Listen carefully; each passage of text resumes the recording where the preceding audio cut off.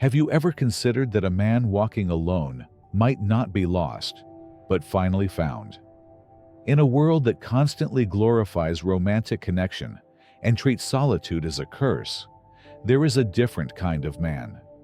A man who walks his path not because he was abandoned, but because he chose to. While society whispers that fulfillment must come from being loved, pursued, or attached, he quietly redefines that narrative. He doesn't look at solitude with fear. He embraces it like a forge, a place where true strength is shaped. This man is not incomplete. He doesn't wait for someone else to validate his worth or give his life direction. Instead, he turns inward. He explores the vast interior landscape of his thoughts, his purpose, and his soul. While many fear the silence of being alone, he learns to thrive in it. In that silence, there are no masks to wear, no expectations to meet, no one to impress, just the raw truth of who he is. And that's exactly where he draws his power. Throughout history, great men, leaders, warriors, philosophers, have chosen solitude not as isolation, but as preparation. Men like Marcus Aurelius, Seneca, and Epictetus didn't run from the world. They stepped back to master themselves first, because they understood something that's been forgotten. Peace doesn't come from people, it comes from clarity. Fulfillment doesn't arrive through others, it's cultivated alone. This video isn't about denying love or turning away from connection. It's about what happens when a man builds a solid foundation within himself before offering his heart to another. It's about the man who doesn't chase shallow comfort or constant distraction. The man who doesn't need a relationship to feel whole, but brings wholeness into any relationship he enters. So if you've ever questioned your path for choosing solitude, or wondered whether walking alone means you're missing out, this is for you. Because today, we explore 7 timeless truths about the man who walks alone by choice, and why he may, in fact, be the freest, most focused, and most powerful version of masculinity the world quietly envies, but rarely understands. Number 1, he masters the art of self-sufficiency. There's a kind of strength that doesn't shout, doesn't seek attention, and doesn't ask for applause. It lives quietly in the man who has chosen to walk his own path, not because he despises connection, but because he understands the rare value of self-reliance. In a world that runs on emotional crutches, financial codependence, and digital distraction, the man who lives without a romantic partner is often misunderstood. People don't see independence, they see absence. They don't see depth, they see lack. But maybe they're not seeing clearly at all. Perhaps the real question isn't, why is he alone? But, what has he discovered by standing on his own? When you're not waiting for someone to share the load, you stop relying on anyone to carry your weight. And that changes everything. True independence isn't just about handling daily chores or staying busy. It's about taking ownership of your entire existence. It's the ability to look at your life and say, "This is mine to carry and mine to shape." Without a partner to remind you of obligations or soften life's challenges, you either sink or you sharpen. You learn to manage money not from theory, but from necessity. You navigate emotional storms not by venting, but by listening to your own inner stillness. You become more alert, more organized, and more grounded, not because you had to be perfect, but because no one else was going to pick up the slack. At first, the silence may feel heavy. No one to fall back on. No one to ask, "Can you help me with this?" But day by day, that space becomes a proving ground. Tasks that once felt daunting become marks of competence. Fixing what breaks, handling your schedule, making decisions without second guessing. These aren't just responsibilities. They become quiet victories that build confidence from the inside out. And in time, something shifts. You stop waiting for someone to rescue you. You stop hoping for someone to complete you. You realize no one is coming. And that's exactly what sets you free. This isn't about isolation. It's about elevation. It's not loneliness. It's liberation. As the Stoic philosopher Seneca once said, "He who is satisfied with little is truly wealthy." Real contentment doesn't come from having more. It comes from needing less.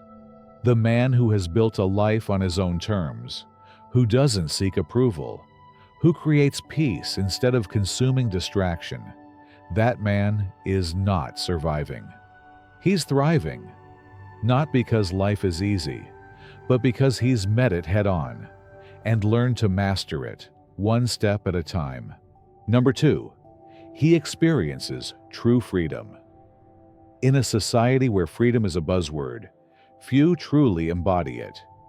Many claim independence, yet their lives are ruled by bills, unstable emotions, and unspoken rules. They say they're in control, but every move they make is shaped by how others might perceive them, by the fear of being misunderstood, criticized, or left out.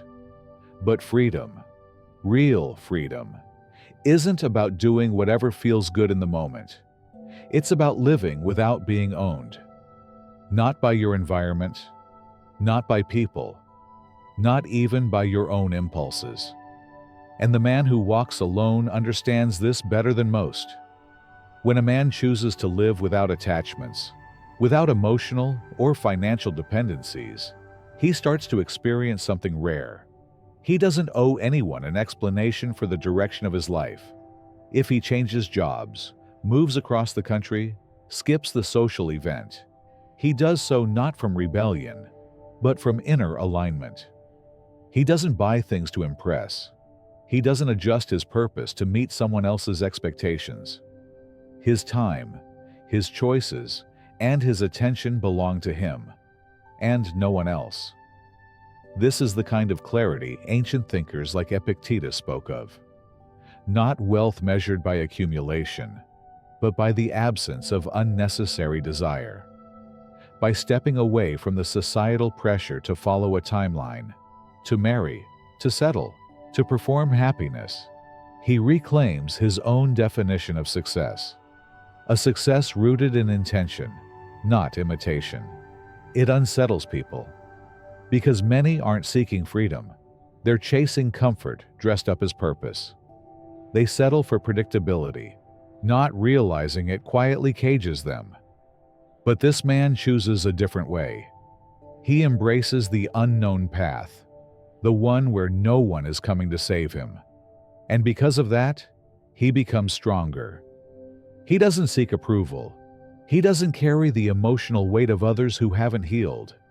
He doesn't dilute his potential to fit inside someone else's idea of a good life.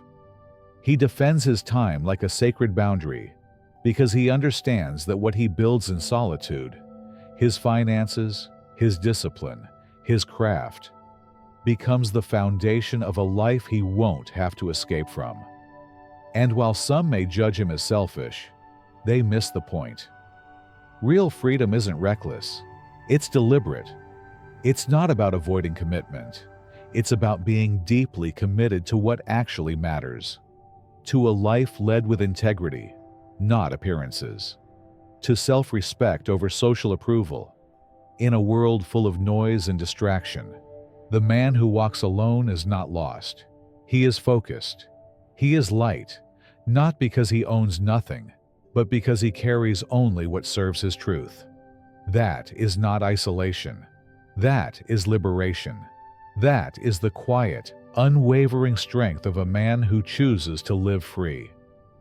Number 3, he cultivates a deeper sense of purpose. Most men don't live. They drift. They move through their days as passengers, not pilots, pushed forward by habit, social pressure, or outdated dreams they never chose for themselves. Wake up, work, scroll, sleep, repeat. They pour their time into relationships, job titles, parties, and possessions, not because these things hold deep value, but because they offer a convenient escape from a more haunting truth. They don't know what truly matters to them. But the man who walks alone has no such escape. He can't drown out that inner restlessness with constant conversation or cling to someone else's identity for meaning. In solitude, the distractions fall away, and in their place rises a question that most people are too afraid to ask. Why am I here? He doesn't run from it. He faces it head-on, without noise to muffle it, without someone beside him to provide temporary comfort. He's left alone with the raw truth of his life.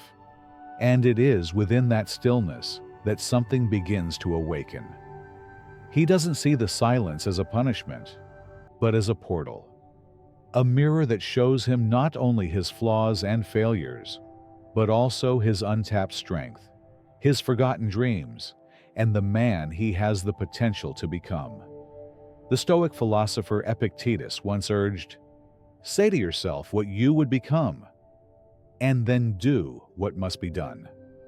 That's not just an idea. For the man who embraces solitude, it's a way of life. He doesn't look to others to tell him who he should be. He takes that responsibility for himself.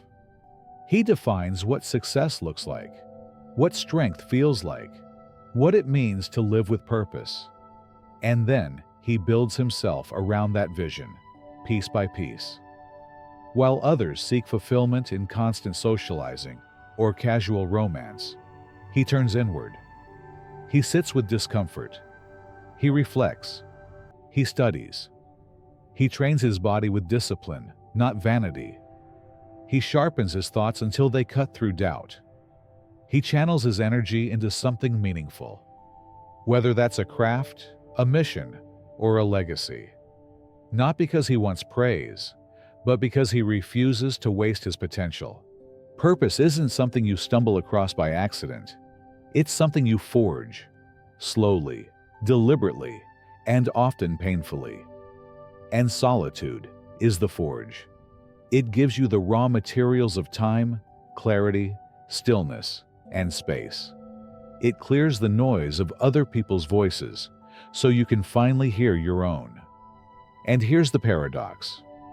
The man who withdraws from the world to build himself soon becomes the one the world watches. Not because he asked for attention, but because purpose is magnetic. It's visible in how he walks, how he speaks, how he works. He doesn't wander. He doesn't chase. He moves with intention, and that energy touches everything he does, his relationships, his habits, even his failures. In a world that rewards distraction, he chooses focus. In a culture that fears silence, he finds strength in it. He is not controlled by emotion, not discouraged by setbacks, not defined by anyone else's timeline, because he has done the inner work to know who he is and where he's going. So while others continue to ask, "What should I do with my life?" he already knows. Not because the answer came easily, but because he was willing to sit in the silence long enough to uncover it. Solitude didn't break him. It carved him. And through that carving, he found not emptiness, but direction. Number 4, he develops emotional control and inner peace. There's a quiet, uncommon power in a man who refuses to let his emotions take the wheel. He still feels deeply. He is no stranger to pain, anger, or fear. But he doesn't allow those feelings to command him. While others are pulled in every direction by emotional tides, he remains anchored. He doesn't explode when anger rises. He doesn't retreat in fear or chase validation in moments of loneliness. Instead, he meets his emotions head-on and refuses to be controlled by them. This strength wasn't learned from theory or soft advice. It was forged in solitude, where there's no one to comfort you, no one to vent to, no constant companion to lean on. When a man lives alone, he has no emotional shield to soften the impact of his inner storms. He is left face to face with his most intense feelings, and over time, he learns not to run, but to sit with them. He does not try to bury his emotions, nor does he indulge them. He observes, he listens, he lets them move through him like passing weather. Fear might rattle the doors, sadness may linger in the corners of the day, and anger can appear without warning, but he does not become those feelings. He simply watches, breathes, and allows space between what he feels and how he acts. Marcus Aurelius once wrote that true strength lies in understanding you have power over your mind, not over events, not over people. The man who lives in solitude learns this lesson not as a concept, but as a necessity. Because when no one is there to soothe him, he becomes the one who must calm his own storms. Most emotional instability isn't born from weakness. It's born from dependence. People often grow used to outsourcing their emotional balance to others. A partner to reassure them. A friend to absorb their frustration. A phone screen to distract them from discomfort. But when all of that falls away, so too does their composure. They crumble not because they're incapable, but because they were never trained to stand alone. This man is different. He trains himself to stay grounded, regardless of who comes or goes. He doesn't panic when the phone stays silent. He doesn't crumble because plans fall apart. His emotional center is internal, not externally managed. Through journaling, meditation, physical discipline, and silent reflection, he builds a toolkit for navigating life from within. This isn't emotional suppression, it's sovereignty. He doesn't deny what he feels. He simply refuses to be ruled by it. When you encounter him, you can sense it. His energy is steady. He doesn't fidget when tensions rise. He speaks with care. He responds rather than reacts. And perhaps most importantly, his presence doesn't shift based on the room he's in. His peace is portable. It lives in him, not around him. This kind of control doesn't make him detached. It makes him dependable. You can trust the man who remains calm under pressure, who listens instead of shouting, who stays when things get hard. Because he's not navigating life for approval. He's navigating it with clarity. In a relationship, he doesn't disappear when emotions rise. He doesn't collapse under pressure. He doesn't become someone else to maintain harmony. He has become, through solitude, the very person he once needed. And now, he shows up as someone who can support others without losing himself in the process. Emotional discipline is not about avoiding vulnerability.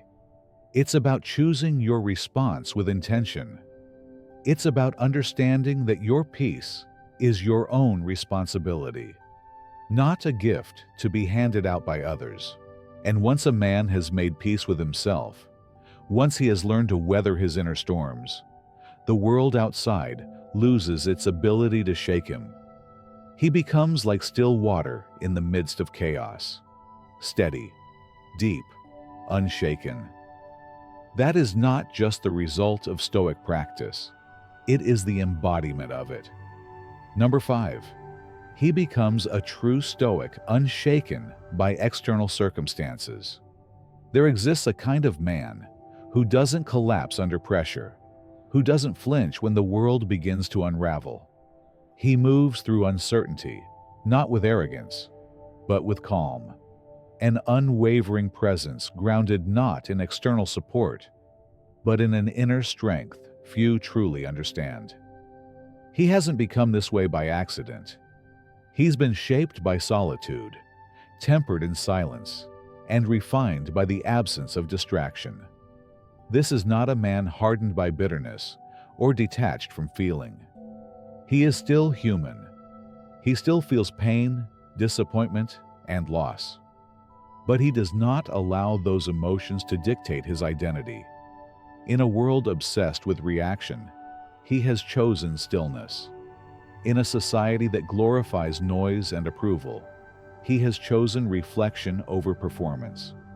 Most people live externally. Their sense of peace rises and falls with the latest headline, the latest approval, the latest failure. They are constantly adjusting themselves to be liked, to be chosen, to be accepted. But the man who walks alone has stepped away from this game. He has sat in rooms where no one came to rescue him. He has heard the silence that others avoid. And in that space, he has discovered something the world rarely offers: true sovereignty. He has learned not to seek identity through others, but to meet himself fully. Without the validation of a partner, without the constant mirror of relationships, he has stared into his own reflection and decided who he is, independent of anyone else's opinion. This is the essence of inner stability, not detachment, but a centeredness that cannot be bought, borrowed, or broken. Seneca once said that a wise man is content with whatever life hands him. This man embodies that wisdom, not by repeating it, but by living it. When life is unfair, he doesn't rage. When the future is uncertain, he doesn't spiral. When people walk away or plans collapse, he doesn't lose himself. His peace is not dependent on everything going right. It's something he carries within, built from principle, not circumstance. He doesn't react to every criticism or praise. He doesn't chase applause or run from disapproval. He doesn't require the world to make sense in order to be at peace. He flows like a quiet river, steady, directed, and unmoved by surface disruption. Where others search endlessly for control over the outside world, he has mastered his internal one. His life isn't built on pleasure-seeking. It's built on purpose. He doesn't measure his value by how much he owns, how many people approve of him, or how loudly he's applauded. He finds fulfillment in process, not outcome. In consistency, not attention. He knows that adversity is inevitable, and he doesn't try to escape it. He prepares for it. He faces it with the unshakable foundation of a man who has already confronted the most difficult thing of all: himself. This is not a life of isolation. It's a life of integration. A man who has become whole within himself doesn't need the world to fill his gaps. He offers something rare: presence without neediness, strength without aggression, love without attachment. When others falter under pressure, he remains. When life asks more of him, he meets it without panic. This is the Stoic path in its truest form. It's not about suppressing emotions. It's about guiding them. Not about avoiding connection, but about rising above dependency. Not about denying struggle, but using it as the very fuel to evolve. He becomes the eye of the storm, the calm force in a chaotic world. He is not tossed around by circumstance because he has anchored himself to something deeper, his own truth. When others ask how he stays so composed, how he seems unaffected by chaos or crisis, he doesn't preach. He simply says what only those who've done the work can say: I've already faced the fiercest battle, the one within, and I survived. That is not weakness. That is not avoidance. That is strength, pure and earned. The man who walks alone is not broken or behind. He is forged in fire. He is clear, centered, and complete. Number 6. He forms stronger and more meaningful connections. One of the most misunderstood truths in life is this: the man who is most at ease in his own company is often the one who is most capable of forming authentic, lasting connections with others. From the outside, people mistake his quiet for coldness. They misread his independence as emotional distance. They assume he's unwilling, or even unable, to love deeply. But their assumptions couldn't be further from the truth. What they fail to grasp is that solitude has given this man something rare, a deep and unshakable understanding of himself. And with that clarity comes discernment. He knows who he is. He knows what matters to him. And that means he also knows who is truly worth letting into his world. Most people enter relationships not from abundance, but from emptiness. They're running from silence, from the discomfort of being alone with their own thoughts. They confuse connection with completion and leap into partnerships hoping someone else will fix the void they refuse to face themselves. But not this man. He doesn't approach love with desperation. He comes to it whole, which is exactly why his love, when given, is so powerful. He doesn't need someone to save him from his own loneliness. He's already made peace with the silence most people dread. He doesn't grasp. He doesn't chase. He doesn't force what doesn't align. And because of that, when he chooses to connect, it's a decision made from depth, not fear. There's no manipulation in his presence, no subtle demands for attention, no hidden agenda.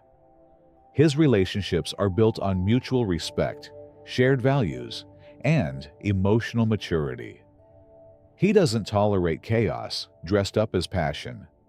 He doesn't entertain relationships built on distraction rather than direction. If it threatens his peace, he's already walking away. He doesn't surround himself with people just to feel less alone. He has already passed through that fire. Now, he seeks those who bring something meaningful to the table: shared purpose, real growth, inner calm. His friendships are few, but rooted. His romantic expectations are not about perfection, but about resonance. He's not dazzled by surface beauty if there is no substance underneath. He's not drawn to attention if it lacks intention. Seneca once advised to keep company with those who elevate you, and this man lives that wisdom every day. He's not interested in popularity. He's focused on authenticity, because he knows the cost of peace, and he refuses to trade it for a temporary thrill. But when he does find someone who reflects his depth, his standards, his stillness, it's powerful. There's no need to perform, no games, just two complete individuals walking together, not to escape loneliness, but because they genuinely want to walk the same road. That kind of connection doesn't just inspire, it transforms. This is why people are drawn to him. They sense it in the way he carries himself. He's not trying to impress. He doesn't beg for validation. He's comfortable in his own skin, and in a world filled with insecurity, that kind of grounded energy is magnetic. So no, the man who lives without a girlfriend, who embraces solitude over superficiality, is not lacking. He's not behind. He's not avoiding life. He's living it on his terms. He has cultivated emotional strength in silence, built discipline in solitude, forged clarity by stepping away from the crowd. He's financially free because he's not spending to impress. He's mentally strong because he no longer depends on anyone else for peace. He's spiritually anchored because he's found meaning not in others, but within himself. And through that process, he has discovered what most never will: that love built from need crumbles, but love built from strength endures. He doesn't reject love. He redefines it. He doesn't isolate. He elevates. And only those who meet him at that level are welcomed into his life. Until a man has stood alone, in stillness and silence, he hasn't yet discovered who he really is. Until he's embraced his solitude without fear, he hasn't yet tasted real freedom. And until he's learned to be whole on his own, he will only ever love others from a place of lack, not from fullness. So if you've ever felt out of place for choosing your own path, if you've been told you're missing out because you're walking it alone, remember this: you are not falling behind. You are simply moving ahead of those still trying to outrun themselves. The man who walks alone with clarity in his vision, peace in his chest, and purpose in his steps, that man is not lonely. That man is dangerous because he is free. This video explores the power of solitude and how a man who finds peace alone becomes the strongest, most grounded version of himself. True connection begins with inner wholeness, not need. Thanks for watching. If this message resonated with you, let us know your thoughts in the comments. And don't forget to subscribe for more Stoic wisdom.